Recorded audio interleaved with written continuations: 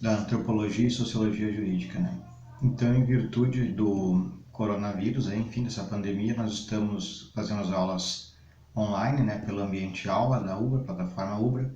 Então, normalmente eu colocarei um vídeo para vocês, um polígrafo e uma tarefa que é o TDE, certo? E aí o TDE terá alguns dias para vocês responderem. O TDE significa a presença de vocês quando as coisas normalizarem. Bom, hoje nós vamos falar então do poder simbólico do direito. É um resumo bem rápido assim da aula de hoje, depois vocês podem ler o polígrafo para complementar. O direito, então, na visão de Pierre Bourdieu, que é um pensador, né, ele diz que o poder é simbólico, né?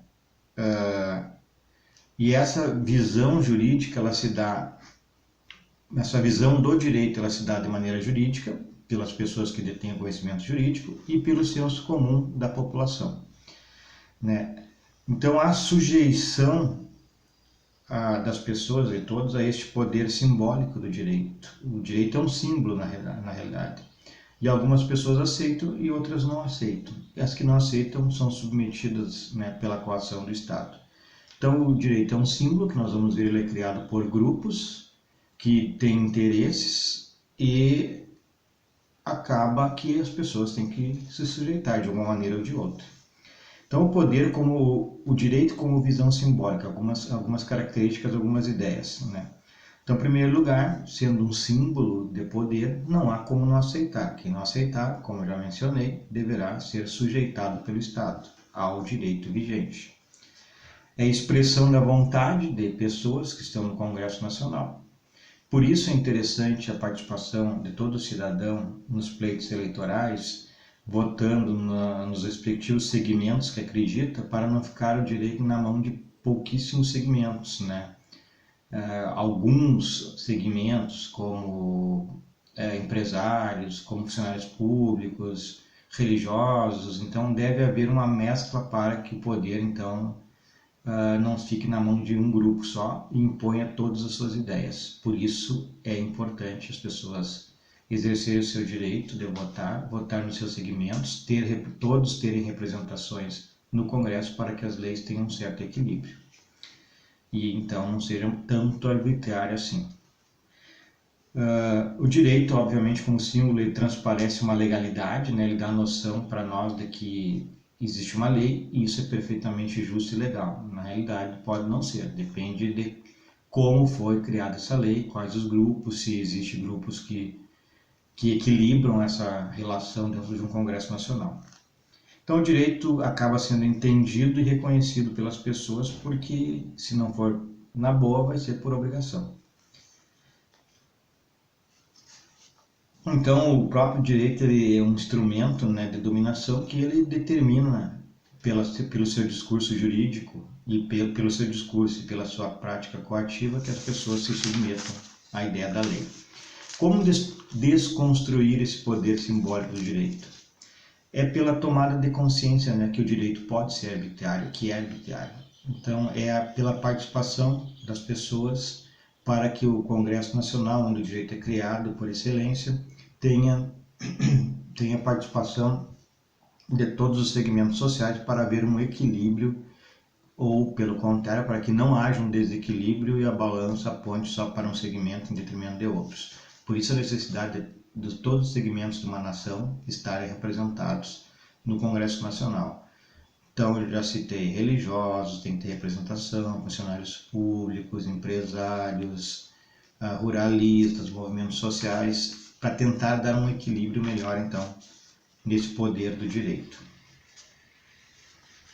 Por isso nós vivemos um Estado democrático de direito, né? Bom, o poder, as formas de manifestação do poder se dão, então, pela jurisprudência, pela doutrina e pelas instituições jurídicas.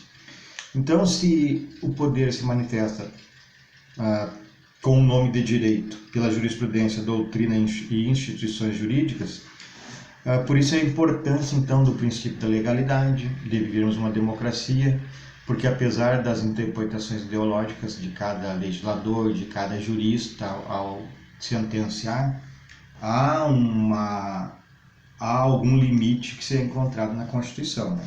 Isso limita, então, as pessoas de criarem leis estapafúrdias, né, totalmente desconexas com o interesse do ser humano, e também dos juízes tomarem tais decisões e das instituições agirem coagindo as pessoas. Então, a legalidade e a democracia impõem limites a essas questões. O discurso jurídico, então, se dá na reprodução de forças internas, né, os segmentos, conforme eu já falei, os segmentos sociais que criam suas leis, os seus direitos, seus interesses. Também o discurso jurídico é que não há uma posição arbitrária, na realidade há uma certa arbitrariedade. E convencer a sociedade da importância do direito na manutenção do Estado. Então, isso é o discurso jurídico, né? Reprodução de forças internas, de segmentos de um país, manter uma posição não arbitrária e convencer a sociedade da importância, que não existiria sociedade sem o direito, né?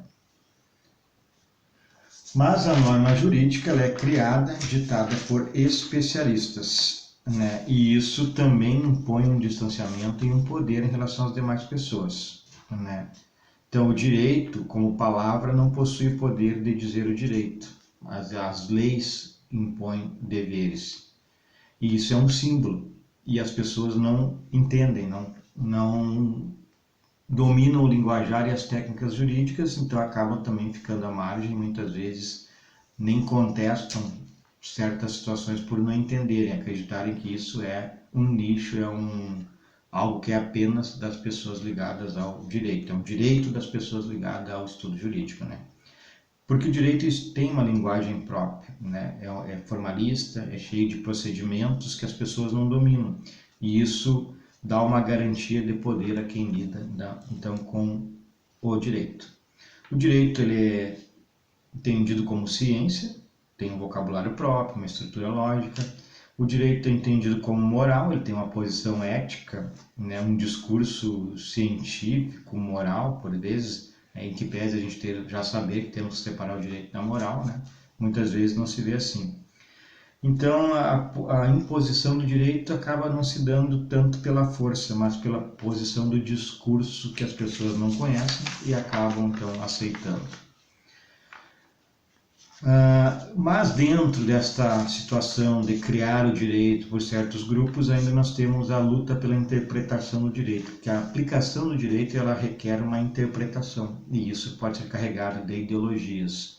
Os juízes, ao aplicar o direito, eles têm posições ideológicas. Os legisladores, a criarem a lei, têm posições ideológicas, né? E também defendem interesses dos seus grupos, o que é legítimo, inclusive. Por isso que todos os grupos têm que estar representados no Congresso. Então, essa capacidade de interpretação, né, convence ou não convence as pessoas, mas, enfim, acabam aceitando até por desconhecer os meandros, né, do direito. Então, a interpretação ela está presente e ela é carregada de ideologias. Por isso, mais uma vez eu digo, o limite tem que estar na Constituição Federal. O direito ele tenta demonstrar uma neutralidade, mas, como a gente acabou de ver, há posições ideológicas em decisões judiciais, em criação de leis, enfim, na aplicação do direito. Algumas ideias. O Hans Kelsen, que foi um grande filósofo, ele dizia que o direito é um sistema fechado, que se desenvolve internamente.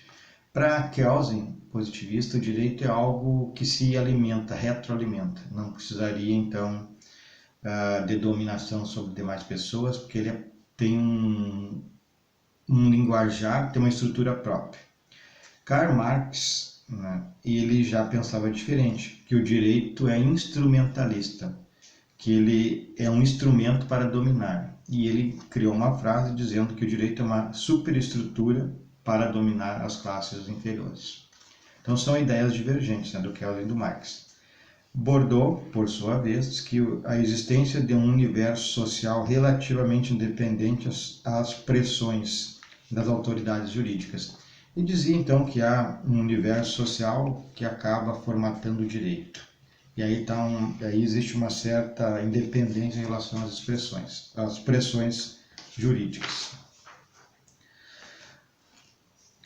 Já indo para o final, né, então, em suma, assim, a impotência dos profanos leva à crença da imparcialidade das decisões judiciais. Eu quero dizer o seguinte, que existem grupos que entendem da ciência jurídica e existem os profanos, as demais pessoas que não entendem. Essas demais pessoas acabam por aceitar normalmente as imposições determinadas por quem entende direito e acabam os excluindo. Para finalizar um exemplo, na França nós tivemos uma certa banalização do direito do trabalho. Se tentou criar uma situação que as pessoas, os empregados, soubessem dos seus direitos, aplicar os seus direitos, entender da ciência jurídica do trabalho. Em determinado ponto se vulgarizou tanto, e eu não estou dizendo que é ruim, enfim, mas todas as pessoas começaram a ter esse conhecimento de buscar os seus direitos, de promover o direito do trabalho, que os juristas começaram a recriar regras para a independência ou a exclusão da ciência jurídica a pessoas que detinham o poder, né? Então isso é o chamado, a gente chama comumente de reserva de mercado, mas enfim, foi isso que ocorreu na França. Banalização do direito do trabalho, todos conheciam, e aí se retomou por aquelas pessoas que estudavam, que detinham esse conhecimento jurídico. Certo, pessoal? Em resumo, hoje era a ideia, então, do poder simbólico do direito como um símbolo que determina, que impõe as pessoas que o cumpram, aceitem ou não aceitem. E esse símbolo ele pode ser carregado de ideologias, depende da pessoa que for aplicar o direito ou criar uma lei. E ele também impõe limitações, impõe restrições às pessoas. Por isso, para que algumas pessoas não dominem as demais com uma posição jurídica, nós devemos participar, então, da democracia, votando, fiscalizando, propondo projetos de leis, conversando com os nossos deputados e, como eu disse, votando, né, no segmento que nos representa para que tenhamos algum equilíbrio de forças dentro do Congresso Nacional. Valeu, pessoal. Daqui a pouco mais eu vou colocar o polígrafo e o TDE para a aula de hoje. Aí terão uma semana para responder o TDE. Valeu, todos então tenham cuidado aí com essa epidemia, né? Tomem as precauções que estão sendo determinadas aí pelos órgãos de saúde, enfim, e de segurança. Boa sorte para todos, até breve.